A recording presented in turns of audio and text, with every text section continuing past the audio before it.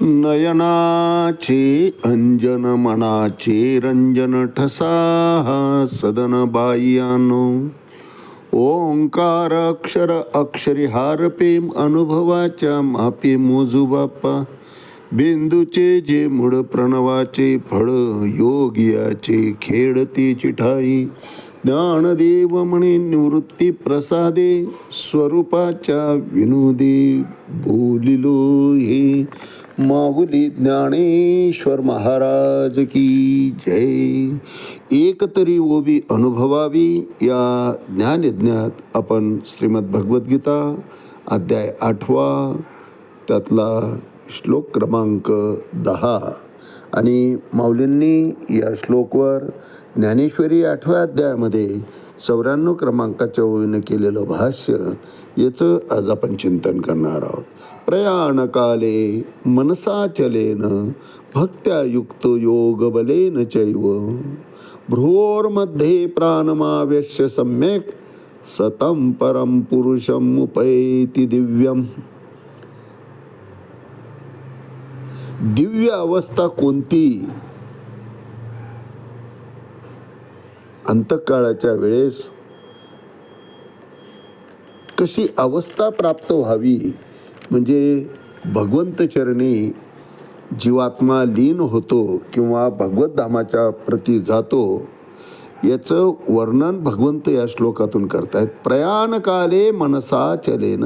योगाभ्यास करणाऱ्यांना भगवंत चरणी मन स्थिर करणं हे सोपं जातं महाराज. ज्याला सवयच नाही, आयुष्यात ज्यानं कधी हरिपाठ केला नाही, नामसंकीर्तन केलं नाही, प्रवचन कथा कीर्तन हे कधी ऐकलंच नाही महाराज, अशा माणसाला हे काय आहे याचं गंधच नाही. तर आयुष्यभर ज्यानं काही केलं नाही तो अंतसमयी काय करणार महाराज. चित्ताची स्थिरता झाल्याशिवाय, मन स्थिर झाल्याशिवाय खरं तर अध्यात्माची सुरुवात होतच नाही. आणि मृत्यूसमयी असे जे साधक असतात ते आपल्या मनाला भक्तिभावाने भगवंताच्या ठाई एकाग्र करू शकतात. कारण आयुष्यभराची साधना त्याच्या पाठीमागे असते. ज्या ज्या वेळेस भगवंत स्मरण करावं, नामस्मरण करावं, भगवंताचं चिंतन करावं असं त्यांना वाटतं त्यावेळेस त्यांचं मन, त्यांचं चित्त भगवंताच्या ठिकाणी ताबडतोब एकाग्र होऊन जातं. कारण ती सवय लावलेली असते म्हणून. कारण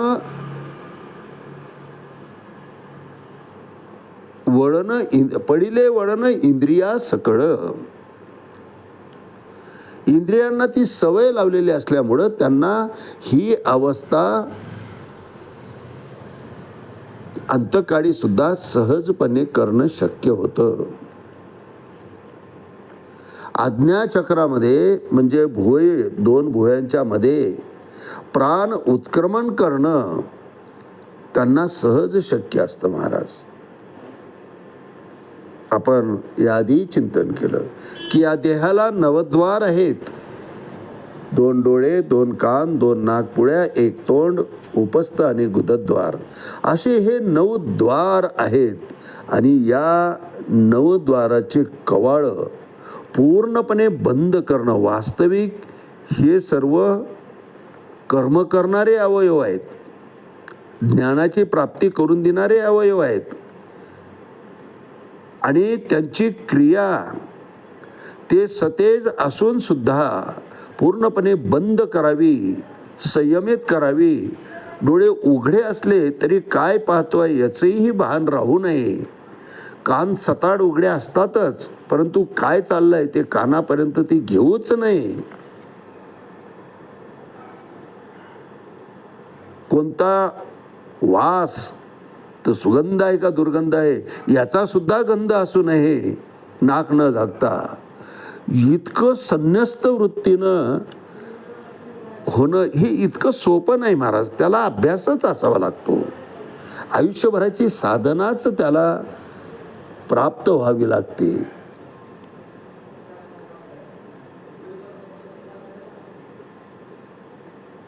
नाहीतर चिंतन चाललेलं आहे अध्यात्माचं आणि भटकत आहे शरीर संपूर्ण प्रपंचामध्ये.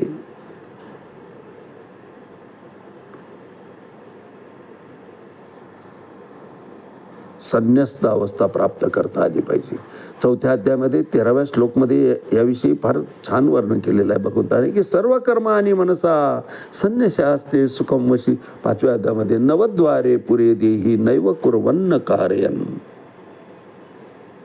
जेव्हा देहधारी जीव आपली प्रकृती संयमित करतो आणि मनाद्वारे सर्व कर्माचा त्याग करतो तेव्हा तो कर्म करत नाही महाराज, आणि करवितही नाही. दुसऱ्याकडून तो करवूनही घेत नाही, स्वतः तर कर्म करत नाहीच नाही.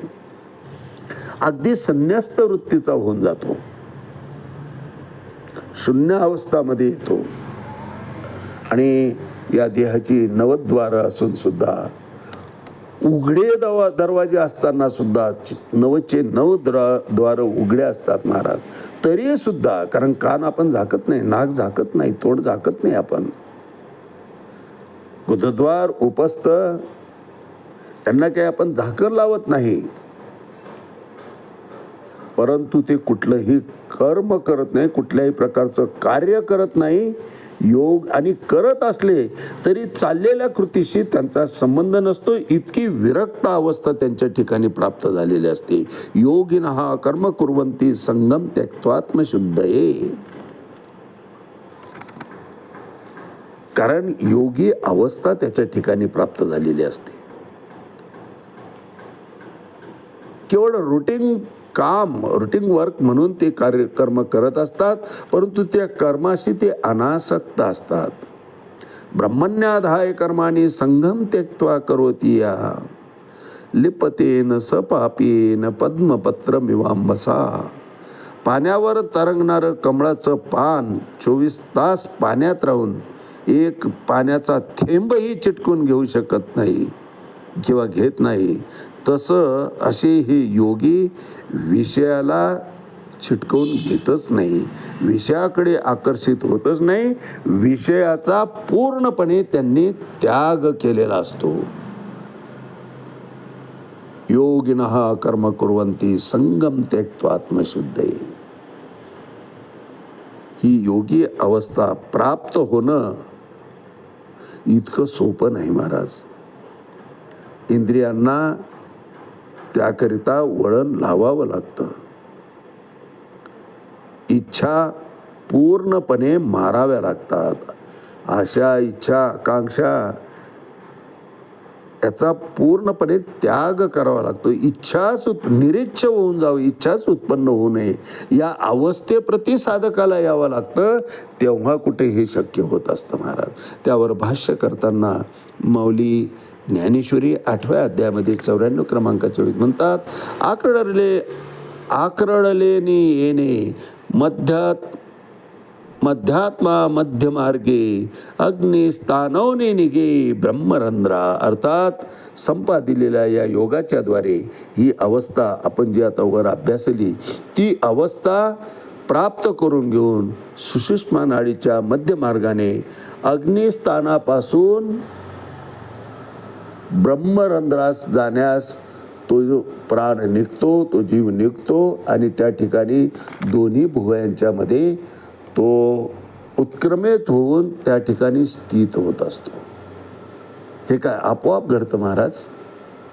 आपण बघा बरं, येतं का?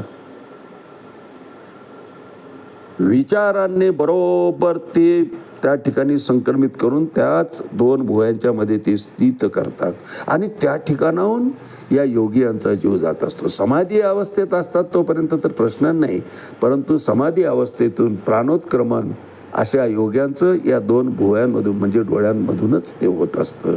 जीव जाण्याकरता हे 9 द्वार आहेत. कोणत्या द्वारातून जीव गेला तर त्याची गती पुढे कशी होईल हे अध्यात्म आम्हाला सांगतं महाराज, की जीव कोणत्या अवयवातून जायला पाहिजे, तेच वर्णन या ठिकाणी भगवंत करतात. ती प्रयाण काले मनसा चलेन भक्त्या युक्तो योग बलेन चेव भ्रुवोर्मध्ये प्राणमावेश्य सम्यक सतम परम पुरुषम उपैती दिव्यम. ही अवस्था ज्याला प्राप्त झालेली आहे अर्जुना, तो दिव्य अवस्था, ही जी दिव्य अवस्था ज्याला प्राप्त झालेली आहे तो पुरुष धन्य होय, तो साधक धन्य होय. मानवी जीवनाचं साध्य त्यानं प्राप्त केलं असा त्याचा अर्थ भगवंत अर्जुनाला सांगतायत. आक्रडलेने योगे मध्यमा मध्य मार्गे अग्निस्थानवने निगे ब्रह्मरंध्रा. आज याच ठिकाणी थांबूया. रामकृष्ण हरी. पुंडलिक वरदारी विठ्ठल श्री ज्ञानदेव तुकाराम पंढरीनाथ भगवान की जय. माऊली ज्ञानेश्वर महाराज की जय. जगद्गुरु तुकाराम महाराज की जय. शांती ब्रह्म एकनाथ महाराज की जय. आदि शक्ती मुक्ताबाई की जय.